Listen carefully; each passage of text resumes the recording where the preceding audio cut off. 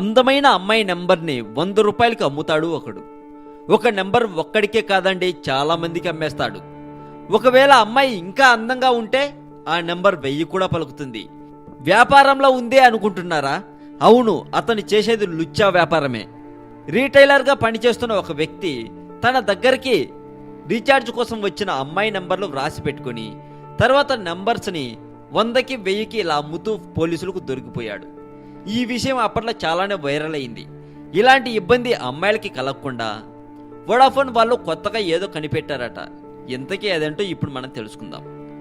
ఇలాంటి crime news కోసం subscribe చేయండి తెలుగు మోజో కథలు ఛానల్.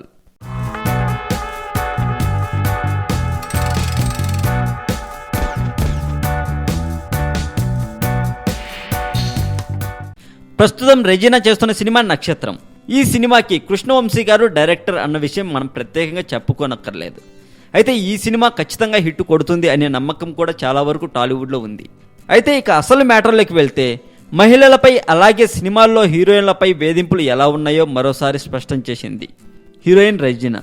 తెలుగులో పలు చిత్రాల్లో నటించిన ఈ భామని 7 ఏళ్ల క్రితం ఓ తమిళ చిత్రంలో ఛాన్స్ ఇస్తామని రెజీనాకు ఫోన్ చేసి చెప్పారట. అయితే సినిమాలో హీరోయిన్గా ఛాన్స్ ఇస్తాం కానీ పడక సుఖం అందించాలని పరోక్షంగా చెప్పాడట డైరెక్టర్. దాంతో అతడు ఏ విషయాన్ని చెప్పబోతున్నాడో అర్థం చేసుకున్న రెజీనా వెంటనే ఫోన్ పెట్టేసిందట. అయితే ఇన్నాళ్ళు ఆ విషయాన్ని చెప్పకుండా మౌనంగా ఉన్న రెజీనా ఇప్పుడు మాత్రం అప్పటి విషయాలన్నీ చెప్పి సంచలనం సృష్టించింది. ఈ మధ్య కాలంలో కేరళలో హీరోయిన్ని కిడ్నాప్ చేసిన ఘటన తర్వాత ఒక్కసారిగా చిత్ర పరిశ్రమలో కలకలం చెలరేగింది. దాంతో పలువురు హీరోయిన్లు ఈ విషయంపై స్పందిస్తున్నారు.